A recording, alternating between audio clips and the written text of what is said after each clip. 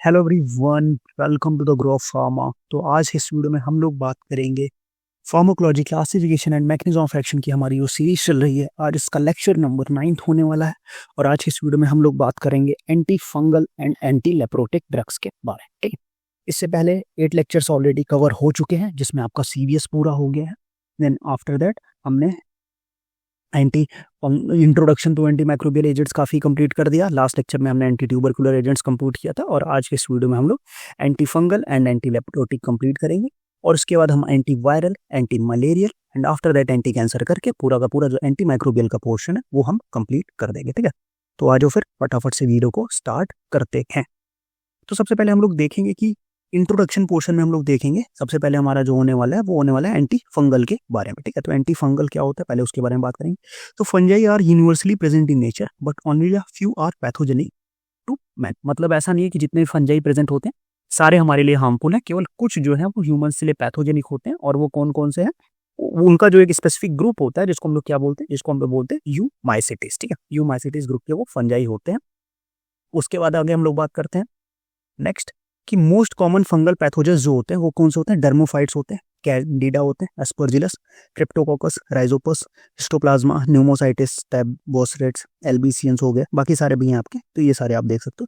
Fungal infections जिसको हम लोग क्या, mycosis ranges from the superficial, जो हमारा स्किन से होके हेयर नेल्स टू लाइफ, मतलब सुपरफिशियल से स्टार्ट होता है ये, इसका बेसिक एक सुपरफिशियल हो सकता है और वहां से होके ये आपका लाइफ थ्रेटनिंग कंडीशन सिस्टमैटिक्स पे भी जा सकता है, लाइक आपका कैंडिडा, एस्परजिलस एंड क्रिप्टोकोकस जो है, जो वहां पे कॉज कर सकते हैं, आपका सिस्टमिक इफेक्ट भी कॉज करते हैं सुपरफिशियल एक नॉर्मल सा। ओके, ठीक है, तो ये काफी ज्यादा एक हमारा मतलब सुपरफिशियल लेवल पे भी हो सकता है फंगल इन्फेक्शन जो है, और साथ में ये आपका फैटल कंडीशन तक भी हो सकता है, तो ऐसा आपको ध्यान रखना है। ठीक है, अब देखो यहाँ पे इसकी जो क्लासिफिकेशन है वो बहुत ज़्यादा इंपॉर्टेंट हो जाती है क्योंकि बच्चे जो है वहाँ पे बहुत ज़्यादा कंफ्यूज होते हैं। तो आज फटाफट से हम लोग क्लासिफिकेशन को एकदम सिंपल वे में समझने की कोशिश करेंगे। तो सबसे पहले जो क्लास आती है वो आती है आपके पास एंटीबायोटिक्स।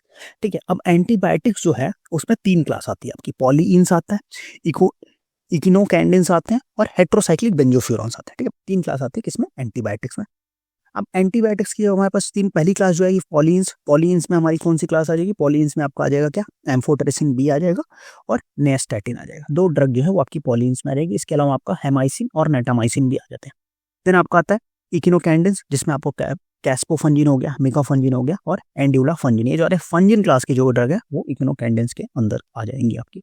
देन आपका आता है क्या, हेट्रोसाइक्लिक बेंजोफ्यूरॉन, एक ड्रग आती है केवल केवल ग्लिसरोल। नेक्स्ट इसके बाद जो क्लासिफिकेशन आती है वो आती है एंटी मेटाबोलाइट्स। एंटी मेटाबोलाइट्स में आपकी कौन सी ड्रग आएगी, एंटी मेटाबोलाइट्स में आपकी एक ड्रग आएगी कौन सी, फ्लूसाइटोसिन, जिसको 5-FC भी बोला जाता है। देन आपकी आ जाती है एजोल क्लास। एजोल क्लास की बात करें तो इसमें 2 क्लास आती है, एक होती है इम्डाजोल और एक होती है ट्रायाजोल। इम्डाजोल जो है और ट्रायाजोल, इम्डाजोल में जो है हम क्या कर सकते हैं कि टॉपिकल भी देते हैं और सिस्टमिक रूट से भी दिया जाता है। ठीक है, अब यहाँ पे इसमें देखोगे तो आपका क्लोट्रीमाजोल, मिकोनाजोल, कीटोकोनाजोल आएगा। और अगर हम बात करेंगे किसमें, ट्रायाजोल की बात करें, सिस्टमिक रूट से आएगा फ्लूकोनाजोल, इट्राकोनाजोल, वोरिकोनाजोल और फॉस्कोनाजोल। ये आपका क्या आएगा, फुल वीआईपी। ये क्या होते हैं, ये आपके फुल वीआईपी होते हैं। ठीक है, फुल वीआईपी। फुल से आएगा आपका फुल फ्लूकोनाजोल, वी से आएगा आपका वोरिकोनाजोल, आई से आएगा इट्राकोनाजोल और पी से आपका फॉस्कोनाजोल आ जाएगा। वीआईपी का पी, अब पॉस्कोनाजोल या फॉस्कोनाजोल, क्योंकि इसका स्पेलिंग हम पी से भी पॉस्कोनाजोल भी लिख सकते हैं ना, तो यहाँ पे पी से उसको आप कवर कर सकते हैं। तो ये फुल वीआईपी हो गए और ये थोड़ा सा हल्के हो गए। तो अब इसको देखो, इसको याद करने का एक सिंपल सा ट्रिक जो है वो मैं आपको बताता हूँ। ठीक है, क्लोट्रीमोक्साजोल, क्लोट्रीमाजोल, मिकोनाजोल, कीटोकोनाजोल, इसमें एक ड्रग और आती है आपकी इकोनाजोल भी आती है। ठीक है, इकोनाजोल आती है। अब देखो, अब इसको याद कैसे रखना है, इसको याद रखना है सिंपल सा, एक निमोनिक है कम। ठीक, जो इम्डाजोल है उनको क्या करना है, उनको बुलाना है कम, क्योंकि आप जो है वो वीआईपी को नहीं बुला सकते। कैसे कोई भी किसी वीआईपी को आप बोलोगे क्या, कम आ जा भाई, इधर आ जा, नहीं बुला सकते ना। आप किसको बुलाओगे, जो नॉर्मल लोग हैं। नॉर्मल लोग कौन है, आपका इम्डाजोल। इम्डाजोल क्या है, टॉपिकल रूट से हो रहा है और ये क्या आ रहा है, सिस्टमिक से आ रहा है। ठीक, तो कम से आएगा आपका क्या, क्लोट्रीमाजोल। देन ओ से आपका आ जाएगा क्या, क्लोट्रीमाजोल हो गया। देन ऑक्सीकोनाजोल भी होता है यहाँ पे। ठीक है, ऑक्सीकोनाजोल भी होता है। ऑक्सीकोनाजोल जो है वो आपका ओ से ऑक्सीकोनाजोल हो जाएगा। देन आपका एम से मिकोनाजोल हो जाएगा और ई से आपका इकोनाजोल हो गया। अब एक जो बचता है कीटोकोनाजोल। अब आप बोलोगे सर कम तो कीटोकोनाजोल में आ ही नहीं रहा, नहीं आ रहा है, क्यों, क्योंकि उसके साथ एक स्पेसिफिक कंडीशन है। क्या कंडीशन है, कीटोकोनाजोल सबसे पॉपुलर ड्रग है इस क्लास की, क्यों, क्योंकि इसके साथ जो एक कंडीशन ये है कि कीटोकोनाजोल जो है ये यहाँ पे टॉपिकल तो दी जाती ही है, टॉपिकल के साथ इसको सिस्टमिक रूट से भी दे सकते हैं, ठीक है। सिस्टमिक प्लस टॉपिकल दोनों रूट से आपकी कीटोकोनाजोल दिया जा सकता है, ठीक है। मोस्टली सिस्टमिक से भी देते हैं, टॉपिकल से भी देते हैं, तो इसीलिए मैंने कम में इसको नहीं रखा सो दैट आप कंफ्यूज ना हो। कम केवल टॉपिकल के लिए है, बाकी जो कीटोकोनाजोल है वो टॉपिकल एंड सिस्टमिक रूट से दोनों से दिया जा सकता है, ठीक है। तो ये बात हो गई आपकी क्लासिफिकेशन एजोल क्लास। देन आता है आपका क्या, एलाइलामीन्स में आपका टर्बिनाफिन आ जाएगा, जो ओरल और टॉपिकल दोनों रूट से आपका दे सकते हो। देन आपका अदर्स की जो ड्रग है उसमें कौन कौन सी आ जाएगी, उसमें आपका सेलेनियम सल्फाइड आएगा, टोलानाफिन टॉलनेफ्टेट आ जाएगा। देन आपका व्हाइट फील्ड्स ऑइंटमेंट इसमें आ जाएगा, तो ये आपका उसको यूज कर सकते हो यहाँ पे, ठीक है। तो इसको याद रखने की सिंपल सी ट्रिक क्या है, आओ मेरे प्यारे, ठीक है, आओ मेरे प्यारे। तो आओ में क्या हो जाएगा आपका ए ए ए, ठीक है, ए। तो ए से एंटीबायोटिक, एंटीमेटाबोलाइट्स एजोल और एलाइलामीन्स। देन आपका मेरे प्यारे, प्यारे में क्या हो जाता है कि यहाँ पे एक और क्लास आती है, प्यारे से आके आ जाती है पेप्टाइड न्यूक्लियोसाइड्स, ठीक है। पेप्टाइड न्यूक्लियोसाइड्स आती है यहाँ पे, पेप्टाइड्स न्यूक्लियोसाइड्स जो होते हैं वो, उनमें कौन सी ड्रग आती है, उसमें एक ही ड्रग आती है निकोमाइसिन, ठीक है। पेप्टाइड्स न्यूक्लियोसाइड में एक ड्रग आ जाती है निकोमाइसिन, ठीक है। तो आओ मेरे प्यारे में आपका पी से प्यारे से क्या हो जाएगा, पेप्टाइड न्यूक्लियोसाइड, जिसमें एक ड्रग आएगी आपकी कौन सी, निकोमाइसिन, ठीक है। तो इतना आपको याद रखना, इतना अगर आप याद रख सकते हो तो आपका काम खत्म हो जाता है किसमें, एंटी फंगल में। बहुत ज़्यादा परेशान मत होना, बस इतना मेनली जो क्लास है जहाँ से मोस्टली क्वेश्चन आपको देखने को मिलेंगे वो आपको देखने को मिलेंगे एंटीबायोटिक से, देन आपका एजोल से, ठीक है। इससे क्वेश्चन आपको देखने को मिलेंगे, तो इसको आप अच्छे से याद रख लेना। नेक्स्ट, अब इसके कुछ सोर्सेज हैं, कौन कौन से, लाइक अगर हम बात करें तो एम्फोटेरेसिन बी का जो सोर्स है स्ट्रेप्टोमाइसिस नोडस है, नियास्टैटिन का जो सोर्स है स्ट्रेप्टोमाइसिस नॉर्सी हो गया, देन आपका हेमाइसिन स्ट्रेप्टोमाइसिस पिम्प्रीना, देन आपका नेटामाइसिन स्ट्रेप्टोमाइसिस नैटसिलेनेसिस, ठीक है। तो इससे आप कितना याद रख सकते हो, ये नेटामाइसिन के सोर्सेज हो गए। तो ये तो हो गए कुछ इसके क्या हो गए सोर्सेज ऑफ द ड्रग। अब हम बात कर लेते हैं इसके मैकेनिज्म ऑफ एक्शन के बारे में, ठीक है, कि कैसे काम कैसे करते हैं मैकेनिज्म ऑफ एक्शन। तो इनका मैकेनिज्म ऑफ एक्शन बहुत इंटरेस्टिंग है, तो उस तरीके से हम लोग समझते हैं। सबसे पहले जो आता है आपके पास पॉलीइंस, पॉलीइंस क्या करते हैं कि ये क्या करते हैं, पॉलीइंस बाइंड करते हैं किससे, ergosterol से, and alter the permeability of the cell membrane which lead a leakage of ions and macromolecules causing the destruction of the fungal cell wall। मतलब क्या होता है, ये ergosterol से बाइंड कर लेते हैं और बाइंड होने के बाद उसकी परमिबिलिटी बढ़ा देते हैं, पोर फॉर्मेशन कर लेते हैं, जिससे क्या होता है कि वहाँ पे लीकेज देखने को मिलता है और वो मर जाते हैं, बैक्टीरियल का फंगल सेल वॉल का डिस्ट्रक्शन हो जाता है। इकिनोकैंडिन्स की बात करें तो ये इनहिबिट करते हैं किसको, इकिनोकैंडिन्स जो है वो हमारा इनहिबिट करते हैं सिंथेसिस ऑफ द बीटा 1,3 ग्लूकैन, ठीक है। इसकी सिंथेसिस को इनहिबिट कर रहे हैं, बीटा 1,3 ग्लूकैन की सिंथेसिस को इनहिबिट करते हैं। और क्यों, इसके बाद अब इसका रीजन क्या है कि अगर ये सिंथेसिस को इनहिबिट कर रहे हैं तो वहां पे इनका काम क्या होने वाला है। तो जब ये सिंथेसिस को आपकी इनहिबिट करेंगे तो आपको क्या देखने को मिलेगा कि फंगल सेल वॉल का एक बहुत ही यूनिक कंपोनेंट होता है ये, और वो यूनिक कंपोनेंट क्या हो जा रहा है आपका, वो यूनिक कंपोनेंट जब यहाँ पे प्रेजेंट नहीं होगा तो जो फंजाई की सेल वॉल है वो क्या हो जाएगी, फंजाई की सेल वॉल जो है वो डिस्ट्रक्ट हो जाएगी, सेल वॉल हमारे पे ग्रोथ नहीं होगी, ठीक है। तो ये बीटा 2,3 ग्लूकैन, यहाँ पे यही मैं देख रहा था, ग्लूकैन नहीं, ओनली ग्लूकैन नहीं होगा, ग्लूकैन सिंथेसिस होगा, ग्लूकैन सिंथेज होगा, ठीक है। ग्लूकॉन सिंथेज जो इसका एंजाइम है वो उसको इनहिबिट करता है, ठीक है। ग्लूकन सिंथेज जो एक बहुत ही इंपॉर्टेंट कंपोनेंट होता है किसका, फंजाई के सेल वॉल का, उसको ये इनहिबिट करते हैं। उसकी वजह से क्या देखने को मिलता है हमें पास, वहाँ पे बैक्टीरिया का जो सेल वॉल है वो बैक्टीरिया बोल रहा हूँ बार बार मैं, फंजाई की सेल वॉल नहीं डेवलप हो जाती। हेट्रोसाइक्लिक बेंजोफ्यूरॉन्स की बात करें तो ये एबनॉर्मल मेटाफेज कॉन्फिगरेशन कॉज कर देते हैं। एंटी मेटाबोलाइट्स की अगर हम बात करें तो एंटी मेटाबोलाइट्स जो होते हैं वो क्या काम करते हैं, वो करते हैं न्यूक्लिक एसिड के जो सिंथेसिस होती है उसको इनहिबिट करते हैं, ठीक है। कैसे इनहिबिट करते हैं, after metaphase into fungal cell wall, uptake into fungal cell wall converted into the 5-फ्लोरोयूरासिल, मतलब 5-फ्लूसाइटोसिन जो है वो 5-फ्लोरोयूरासिल में कन्वर्ट होता है, देन 5-फ्लोरोडीऑक्सीयूरिटिक एसिड में कन्वर्ट होता है, जिसके बाद क्या होता है कि ये जो थाइमिडिलेट सिंथेटेज है इसको इनहिबिट करेगा और डीएनए सिंथेसिस के साथ ये इंटरफेरेंस करता है। एजोल्स की बात करें तो ये लेनेस्ट्रोल 1,4-डीमेथाइलेटेज एंजाइम जो है उसको इनहिबिट करेगा और एर्गेस्ट्रॉल सिंथेसिस जो है उसको इंपेयर कर देता है। एलाइलामिन की बात करें तो it act as a selective non competitive inhibitor of the squalene इपॉक्सिडेज।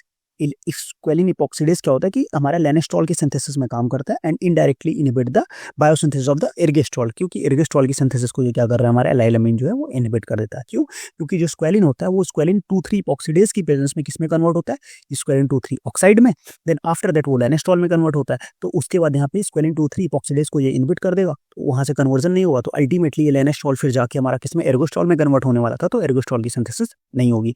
और मैंने पहले ही देखा कि आपका जब एर्गोस्ट्रॉल कन्वर्जन नहीं होगा तो जो फंजाई का सेल वॉल जो है वो वहाँ पे रेप्लिकेशन देखने को नहीं मिलेगा, ठीक है, क्योंकि पॉलीन्स में भी इसी तरह से काम करते हैं, वो एर्गोस्टॉल की सिंथेसिस को इनहिबिट करता है, ठीक। तो देखो इसकी मैकेनिज्म बहुत ज़्यादा इन डिटेल भी समझने का है, तो वो हम लोग एक इमेज के थ्रू देख लेते हैं, वहाँ से आपको चीज़ें समझ में आ जाएंगी। देखो इस इमेज को अगर आप याद रखोगे तो आपका काम हो जाएगा। देखो ठीक है, ये फंगल के सेल वो हेल है एंड सेल मेम्ब्रेन है। तो में यहाँ पे मैनोप्रोटीन्स है, देन काइटिन्स है, फॉस्फोलिपिड की बाइलेयर है। अब यहाँ पे बीटा ग्लूकैन सिंथेस जो है उसको कौन इनहिबिट कर रहा है, इक्नोकैंडिन्स इनहिबिट कर रहा है। देन यहाँ पे इसकी परमिबिलिटी बढ़ा रहे हैं कौन, एम्फोटेरेसिन बी और नियास्टैटिन। देन आपका देखो यहाँ पे सिंथेसिस कैसे हो रही है, स्क्वेलिन हो रहा है, स्क्वेलिन से स्क्वेलिन इपॉक्साइड बन रहा है, देन लैनोस्टॉल, देन एर्गोस्टॉल। तो स्क्वेलिन से स्क्वेलिन इपॉक्साइड को कन्वर्जन को कौन रोक रहा है, टर्बिनाफिन रोक दे रहा है। देन अगर लैनोस्टॉल जो है उससे एर्गोस्टॉल कन्वर्जन कौन रोक रहा है, आपका एजोल्स रोक रहा है। देन अगर हम बात करें यहाँ पे सिंथेसिस की, अगर आप देखोगे तो माइक्रोट्यूब्यूल से डीएनए एंड आरएनए की सिंथेसिस हो रही है, तो इसको माइक्रोट्यूब्यूल को कौन रोक इनहिबिट करता है, ग्लिसरोफुल्विन, और इसका कन्वर्जन कौन इनहिबिट करता है, फ्लोसाइटोसिन इनहिबिट करता है। तो इससे एक सिंपल से इमेज से आप पूरी मैकेनिज्म समझ सकते हो। और अगर आप क्लासिफिकेशन मोस्टली याद रखते हो तो मैकेनिज्म भी आपको क्लासिफिकेशन को मैकेनिज्म से आपको रिलेट करके याद रख लोगे तो आपका काम जो है वो हो जाएगा, ठीक। ये थी हमारी इंपॉर्टेंट पॉइंट्स किसके बारे में, ये हमने पढ़ा किसके बारे में, एंटी फंगल एजेंट्स के बारे में, ठीक है। एंटी फंगल आप आराम से इतना ही अगर आप याद रखो। वैसे तो देखो मैं इसीलिए बोल रहा हूँ कि मैं इसको, आप काफी लोग बोलेंगे कि सर आपने बहुत शॉर्ट में कवर करा दिया। मेन रीजन ही है मेरा इस चीज में कि मैं आपको, आप कभी क्या होता है ना कि इसमें आप एंटीवायरल और इसमें लोग परेशान क्यों होते पता है, एंटी माइक्रोबियल की बहुत ज्यादा इन डेप्थ में घुस जाते हो। अभी वो टाइम आपके पास नहीं है कि आप एकदम इन डेप्थ में घुस के रखो। अभी मैं आपको जितनी चीजें स्लाइड में बता रहा हूँ ना, अगर आप इतनी याद रख ले जाते हो ना तो आपका काम हो जाता है, ठीक है। लेप्रोसी, अब लेप्रोसी की बात करें तो लेप्रोसी या हैंसन डिसीज भी बोलते हैं। It is a chronic infection और disease of the skin and peripheral nerve caused by the mycobacterium leprae. Mycobacterium leprae is an obligate intracellular parasite which grow on 30 to 34 degree Celsius temperature of skin. Skin पे वो grow करता है और इसको discover किया गया था leprae किसने, जी.ए. हैंसन साहब ने इसको डिस्कवर किया गया था। इसीलिए उनके नाम पे इसकी बीमारी को नाम दे दिया क्या, हैंसन दे दिया। यहाँ पे हैंसन डिसीज भी इसको बोलते हैं, ठीक है। और कुछ एक दो पॉइंट्स और अगर आप याद रखो तो ये जो माइकोबैक्टीरियम लेप्रे है ये क्या होता है, ये रॉड से बैक होता है, किसका, रॉड शेप होता है, ठीक है, रॉड शेप होता है। और फर्स्ट बैक्टीरियम डिसीज जो ह्यूमन में डिस्कवर की गई थी वो कौन सी थी, वो थी लेप्रोसी, ठीक है। और आगे बात करते हैं इसकी क्लासिफिकेशन, तो वहाँ पे मैं आपको एक दो और इंपॉर्टेंट पॉइंट बता दूंगा और आपका लेप्रोसी का जो पोर्शन है वो कवर हो जाएगा। तो बहुत ज़्यादा क्वेश्चन परेशान होने की बात नहीं है। क्या है क्लासिफिकेशन, सबसे पहली क्लास जो होती है सल्फोन डेरिवेटिव, इसमें आ जाता है आपका डेप्सोन, देन आपका फेनाजिन डेरिवेटिव में क्लोफाजिमिन आ जाएगा। देन कुछ एंटी ट्यूबरकुलर ड्रग्स हैं जो लेप्रोसी में यूज हो रही है, रिफोम्पसिन, इथियोनामाइड। अदर एंटीबायोटिक्स जो आपकी ओफ्लॉक्सासिन हो गया, मिनोसाइक्लिन हो गया, क्लेरिथ्रोमाइसिन, टॉमॉक्सिफ्लोक्सासिन। इसको याद रखने का सिंपल सा तरीका क्या है, CD ROM, CD ROM, CD ROM से आप इसको याद रख सकते हो पूरा का पूरा निमोनिक्स है, ठीक है। अब अगर मैं आगे बात करूं तो कुछ इसके जो इंपॉर्टेंट पॉइंट्स हैं, मैकेनिज्म ऑफ एक्शन है, उसके बारे में आपको बता देता हूं, तो वो आप ध्यान रखो जहां से क्वेश्चन आपको देखने को मिलेगा। Dapsone, it is a chemically di amino diphenyl sulfone derivative होता है, ठीक है, DDS di amino diphenyl sulfone. कैसे होता है इसका स्ट्रक्चर वो मैं आपको बता देता हूँ एक बार। दो यहाँ पे होता है बीच में sulphur group, double bond, oxygen दोनों साइड लगा हुआ। अब यहाँ पे डाई अमीनो डाईफेनाइल है तो एक फिनाइल ग्रुप इधर अटैच हो जाएगा, ठीक है, दूसरा एक फिनाइल ग्रुप आपका इधर अटैच हो जाएगा, ठीक है। ये आपका दो फिनाइल ग्रुप हो गया और इससे दो NH2 ग्रुप अटैच हो जाते हैं। NH2 एक इधर, एक NH2 इधर अटैच हो जाएगा तो डाईअमीनो डाईफिनाइल हो जाता है, ठीक है। अब देखो यहाँ पे ये वाला जो NH2 होता है ये किसके लिए रिस्पॉन्सिबल होता है, ये रिस्पॉन्सिबल होता है काइनेटिक प्रॉपर्टी के लिए, जो उसकी काइनेटिक प्रॉपर्टीज होती है डेप्सोन, उसके लिए रिस्पॉन्सिबल होता है। और जब हमारा ये वाला जो NH2 होता है ये रिस्पॉन्सिबल होता है किसके लिए, बैक्टीरियल जो एक्टिविटी होती है उसके लिए रिस्पॉन्सिबल होता है। और ये स्टैटिक इन नेचर होता है, ठीक है, ये है साइडल नहीं होता, ये स्टैटिक होता है। इसका जो मेटाबॉलिज्म होता है वो किससे होता है, वो एसिटाइलेशन प्रोसेस से मेटाबॉलिज्म इसका देखने को मिलता है, ठीक है। नेक्स्ट, इनहिबिट द पापा incorporation into folic acid by inhibiting the folate synthesis को इनहिबिट करके काम करता है, जो हमने लास्ट लेक्चर्स में ही पढ़ा हुआ है कि पापा से कैसे कन्वर्जन होता है, फोलेट सिंथेसिस क्या काम करता है। एडवर्स ड्रग रिएक्शन की बात करें तो हिमोलिसिस कॉज करता है G6PD डिफिशिएंट पेशेंट में, मेथेमोग्लोबिलिनिया होता है, डेप्सोन सिंड्रोम देखने को मिलता है, लाइक रैशेस जिसको हम बोलते हैं डेप्सोन सिंड्रोम, या आप उसको सल्फोन सिंड्रोम के नाम से भी जान सकते हो, ठीक है। अगली जो आती है अपने पास रिफोम्पसिन। रिफोम्पसिन क्या होता है, rifampicin is an leprocidal and most effective in leprosy, ठीक है। ये क्या होता है, लेप्रोसाइडल होता है, मोस्ट इफेक्टिव इन लेप्रोसी में। और अगर लेप्रोसी की प्रेगनेंसी में लेप्रोसी है तो ड्रग ऑफ चॉइस कौन सी होती है, रिफोम्पसिन ही होता है। It prevents the development of resistance to dapsone, dapsone का अगर रेजिस्टेंस हो रहा है उसको प्रिवेंट करता है। Highly bactericidal and monthly supervised dose इसको दिया जाता है। क्लोफाजिमिन की अगर हम बात कर लें तो bind to the mycobacterial DNA and inhibits template function को इनहिबिट करता है। It is a phenazine dye with leprostatic and anti inflammatory activity. क्या होता है, ये फेनाजिन होता है और ये एंटी इन्फ्लेमेटरी एक्टिविटी भी इसमें देखने को मिलती है। और लेप्रोस्टैटिक होता है, लेप्रोसाइडल नहीं होता।